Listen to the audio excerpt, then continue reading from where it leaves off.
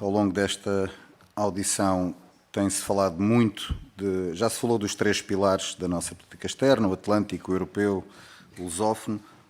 Tem-se falado mais do Atlântico e do Europeu e permitam-me que, até cumprindo, penso eu, a expectativa do Sr. Ministro, que eu puxo aqui pelo pilar da lusofonia, especificamente pela questão de Moçambique.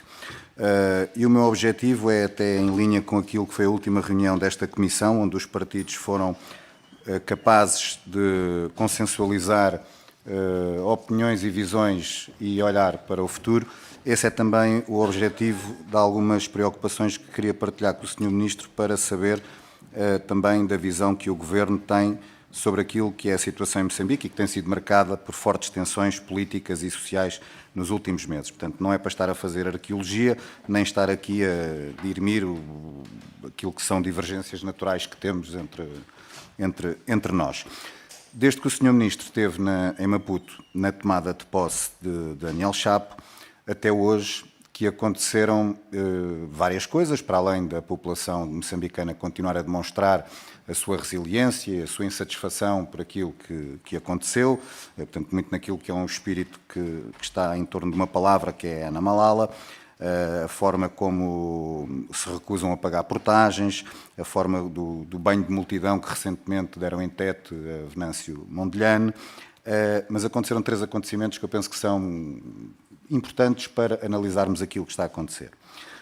O primeiro, a decisão de Daniel Chapo de demitir Bernardino Rafael, o comandante da polícia, e não apenas a demissão em si, a exoneração, mas também as instruções que o Presidente, validado pelo Conselho Constitucional, deu às forças policiais, quer para a implementação de novas metodologias de atuação policial, quer inclusive de novas metodologias de formação à polícia, sobretudo para conseguirem saber lidar com protestos pacíficos, que era aquilo que vinha a acontecer. Portanto, esse é um sinal que eu penso que foi bastante importante por parte de Daniel Chapo, quer em termos internos na própria Frelimo, em termos internos de Moçambique e também em termos internacionais. O segundo ponto já não é tão positivo ou tão esperançoso, digamos assim, foi a decisão de Daniel Chapo de nomear para Ministro da Justiça Mateus Saizé, que era membro do Conselho Constitucional, que validou umas eleições que, na nossa opinião, não foram justas, e, portanto, aqui já um sinal preocupante destes últimos tempos. E há um terceiro momento, que é, saiu o relatório da missão de observação da União Europeia. Não vou citar um conjunto vasto de partes do relatório. Resumindo, diria que o relatório é arrasador para aquilo que foi o processo eleitoral e o pós-processo eleitoral. Fala de anomalias e erros graves e extrema falta de transparência, evidente inclinação de condições de concorrência, delimitação não nítida entre o partido e recursos estatais, repressão violenta dos protestos, processo de contagem complicado e ineficiente, casos de alteração fraudulenta dos resultados. Portanto, isto são citações do relatório da missão de observação da União Europeia. E, portanto, desde o momento passando a fase da tomada de posse e estes acontecimentos destes últimos meses, gostaríamos de saber também como é que o Governo está a acompanhar, a ver, ir um bocado mais além de dizer que estamos abertos a canais de diálogo, reconciliação. Já antes da tomada de posse, nós, Iniciativa Liberal, já alertávamos para aquilo que acreditávamos ser uma necessidade de se criar um processo para novas eleições. Não sabemos se essa é a posição também do Governo ou não. É, por exemplo, a posição de alguns governos que até emitiram uma declaração conjunta, como Estados Unidos, Reino Unido, Canadá, Noruega e Suíça. E, portanto, gostaríamos de saber, à data de hoje, como é que o Governo vê a situação em Moçambique. Não fugindo de Moçambique, depois, mais para o futuro, há uma questão que nos preocupa, que é aquilo que é a cooperação entre Portugal e Moçambique, nomeadamente a questão bilateral e cooperação ao nível militar. A nossa cooperação tem sido, sobretudo, ao nível da formação. No passado, o governo moçambicano gostaria que essa nossa cooperação fosse também para a vertente, em termos de aumento de financiamento, para a parte de equipamento. Gostávamos de saber como é que isso está a ser trabalhado. Eu sei que não compete só apenas ao Sr. Ministro, também já tem a ver com o Sr. Ministro da Defesa. Mas depois, no âmbito da União Europeia, aqui é mais preocupante, porque há dois financiamentos que a União Europeia está a fazer em Moçambique. Um direto na formação e equipamento de forças para o contra-terrorismo em Cabo Delgado, e essas forças específicas, financiadas, formadas e equipadas pelos contribuintes da União Europeia, já são vistas em Maputo. Portanto, fora do seu raio de ação e do objetivo que foi. E, portanto, se o Governo está a acompanhar isto no âmbito da União Europeia, sobre esta questão. E depois há outro financiamento que não é direto ao regime moçambicano, é um financiamento que é feito ao Ruanda, para as forças do Ruanda que foram para Cabo Delgado para ajudar a resolver a situação complicada em Cabo Delgado, e isso agora toca com um ponto que o Sr. Ministro até falou no início, de outros conflitos além de Moçambique, que envolvem o Ruanda, e, portanto, como é que o Governo também no âmbito da União Europeia está a conseguir, porque as coisas, como o Sr. Ministro disse bem no início, cruzam-se e temos que estar muito atentos àquilo que aconteceu. Portanto, tenho uma pergunta, mas deixarei para a segunda ronda, já não sobre Moçambique, sobre outra questão. Muito obrigado, Sr. Ministro. Muito obrigado, Sr. Deputado. Tem a palavra o Sr. Ministro por 6 minutos. Muito obrigado, Sr. Presidente. Sr. Deputado Saraiva, muito obrigado pelo enquadramento que fez e pelas perguntas. Sinceramente, eu quanto à questão de Moçambique, aquilo que eu acho e aquilo que encontrei e que tenho encontrado recorrentemente é pela disponibilidade do novo Presidente para o diálogo e para fazer reformas. E penso que essa oportunidade deve ser aproveitada. Claro que isto implica também que os partidos de oposição que têm um caderno,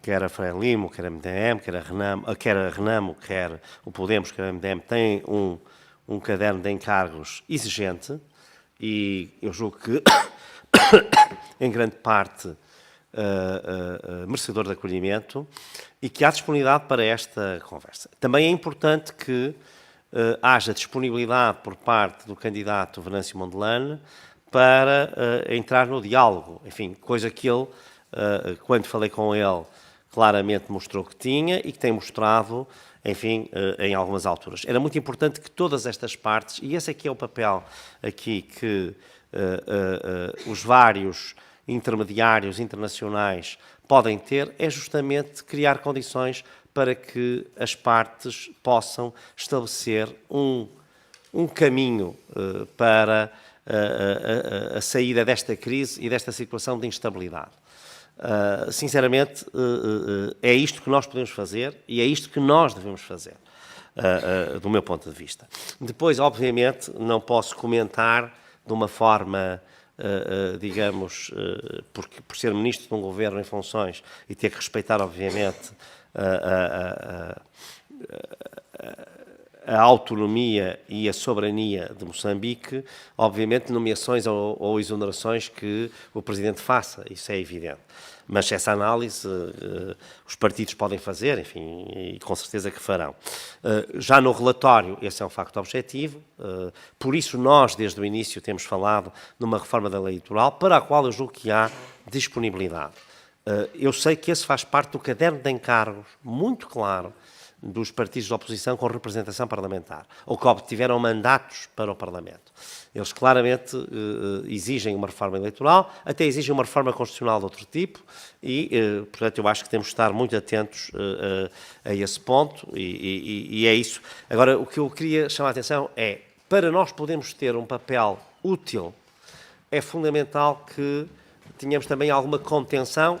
Digo nós, Governo, não estou a dizer a sociedade civil nem os partidos, de maneira nenhuma. Ao contrário, esses devem, obviamente, são totalmente livres para expressarem as suas posições. Mas nós temos que ter alguma contenção e é isso que eu tenho feito permanentemente. E isto é uma posição do Estado português, concertada. Eu às vezes vi aqui, e até vi em Moçambique, pessoas dizerem, bom, é o Ministro dos Estrangeiros. O Ministro dos Estrangeiros não vai a Moçambique se o Primeiro-Ministro e o Presidente não quiserem. Portanto, não é? Portanto, não é uma posição pessoal dele, que eu saiba, é uma posição do governo português. Portanto, e nós estamos a tentar manter esses ativos de diálogo, porque achamos que é a melhor forma de favorecer o povo moçambicano e a nação moçambicana. Depois, outro ponto, quanto ao apoio à formação, sinceramente, a informação que nós temos é a que nós temos. Enfim, não a verifiquei nos últimos dias, portanto, é de que nunca o exército moçambicano interveio nestas matérias e muito menos aquele que tem apoio europeu. E, atenção, mesmo as autoridades anteriores de Moçambique estavam claramente advertidas por vários Estados da União Europeia e pela própria União Europeia de que isso não poderia acontecer. Portanto, essa informação nós não temos. Temos, aliás, a contrária, digamos, de que nunca foi usado. Na questão de Cabo Delgado, especificamente no terreno e das forças do Ruanda, é importante perceber que elas até agora têm desempenhado um papel muito relevante, mas essa questão está a ser analisada e eu agora diria também quase que ao minuto. Portanto, enquanto falamos, está a ser vista entre a União Europeia, a alta representante, a delegação da União Europeia, para ver exatamente como é que nós devemos atuar neste contexto. Portanto, é uma matéria que está sob estudo, para já não houve nenhuma decisão, mas é uma matéria que está claramente sob estudo, porque a retirada dessas forças também teria um impacto muito grande no terreno. Portanto, enfim, é uma situação muito delicada, complexa, que tem que ser analisada em todos os seus contornos. Mas, sinceramente, essa está mesmo sob estudo e, portanto, temos que aguardar uma posição europeia, na qual, obviamente, Portugal também terá uma voz.